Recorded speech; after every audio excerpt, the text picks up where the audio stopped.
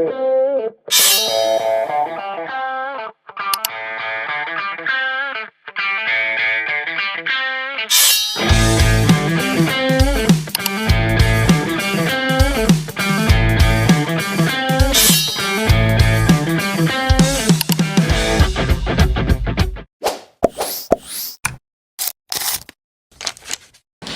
semuanya, selamat datang di video pembahasan kali ini. Kali ini kita akan membahas salah satu laporan yang penting dalam akuntansi, yaitu laporan posisi keuangan atau yang biasa disebut dengan raca. Laporan posisi keuangan biasanya menggambarkan kondisi keuangan suatu perusahaan di tanggal tertentu.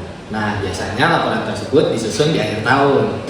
Di dalamnya ada 3 komponen utama. Yang pertama ada aset, lalu ada liabilitas atau kewajiban, dan yang terakhir ada ekuitas. Nah, laporan ini disusun dengan rumus akuntansi dasar, yaitu aset sama dengan liabilitas ditambah dengan ekuitas. Dengan kata lain, semua yang dimiliki perusahaan harus seimbang dengan sumber pendanaannya, baik itu hutang maupun dari segi modal. Nah, mari kita lihat bagaimana hal yang diterapkan oleh PT Nusa Palapa Gemilang Tbk untuk tahun 2023 dan 2024. Nah, bagian pertama dari laporan posisi keuangan adalah aset. Aset merupakan sumber daya yang dimiliki oleh perusahaan yang dapat memberikan manfaat ekonomi di masa depan. Nah, aset dibagi menjadi 2, yaitu aset lancar dan aset tidak lancar. Aset lancar merupakan aset yang dimiliki oleh perusahaan yang dapat dicairkan atau dipergunakan dalam jangka waktu pendek, yaitu kurang dari 12 bulan.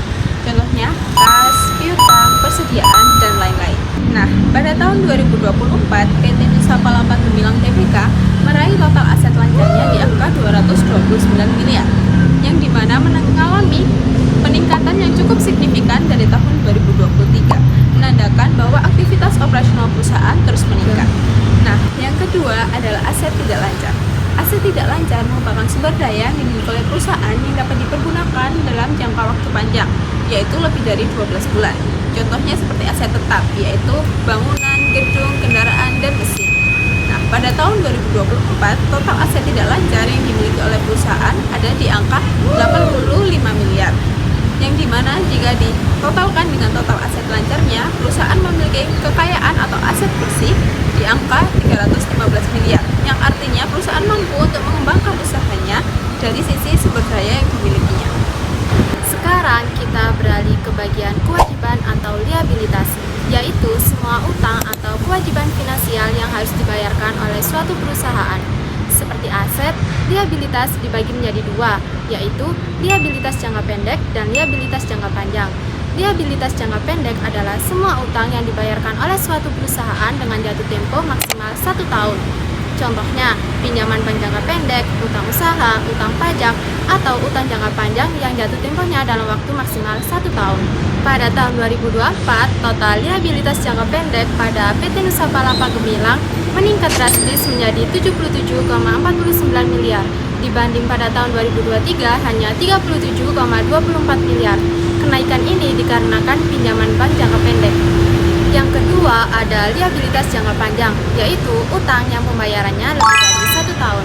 Contohnya, pinjaman bank jangka panjang dan liabilitas imbalan kerja karyawan.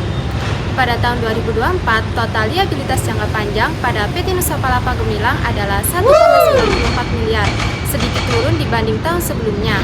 Jika ditotal, seluruh liabilitas pada perusahaan PT Nusa Palapa Gemilang pada tahun 2024 adalah 79,43 miliar, meningkat dari 39,84 miliar di tahun 2023.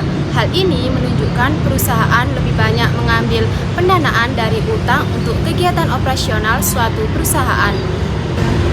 Nah, bagian terakhir dari laporan posisi keuangan adalah ekuitas. Ekuitas merupakan hak pemilik atas perusahaan setelah dikurangi dengan liabilitas, atau juga biasa disebut dengan modal bersih. Contoh dari ekuitas sendiri ada modal pemilik, laba ditahan, dan komponen ekuitas lainnya. Nah, pada tahun 2024, perusahaan mencapai total ekuitasnya di angka 235,59 miliar. Angka ini naik dibandingkan tahun 2023, yang menunjukkan pertumbuhan nilai bersih perusahaan. Peningkatan ekuitas biasanya menandakan kinerja positif baik dari laba maupun penambahan modal dari pemilik. Laporan posisi keuangan memiliki beberapa manfaat, di antaranya yang pertama, investor bisa bisa menilai kelayakan dan kekayaan investasi suatu perusahaan. Yang kedua, kreditur dapat melihat kemampuan suatu perusahaan dalam membayar hutang. Yang ketiga, manajemen dapat membuat keputusan terkait aset, investasi, dan pengendalian utang. Dan yang keempat, pihak lain seperti pemerintah, karyawan dapat menilai kondisi dan keberlanjutan suatu perusahaan. Tujuan utamanya adalah untuk menampilkan 3 informasi pokok. Yang pertama ada aset, yang kedua liabilitas, dan yang terakhir adalah ekuitas. Dengan informasi ini, kita dapat mengetahui seberapa kuat kondisi suatu perusahaan. Nah, apa sih kaitannya laporan posisi keuangan dengan kerangka konseptual? Nah, laporan posisi keuangan sangat berkaitan dengan kerangka konseptual. Karena kerangka konseptual inilah yang memberikan dasar teori apakah sesuatu tersebut dapat diakui sebagai aset, liabilitas, maupun ekuitas.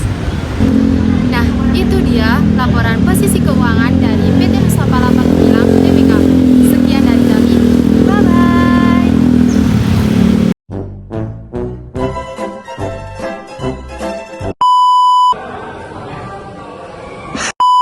Wah, perusahaan mampu salah. Pada PT Nusa Palapa Gemilang meningkat. Keadaan perusahaan.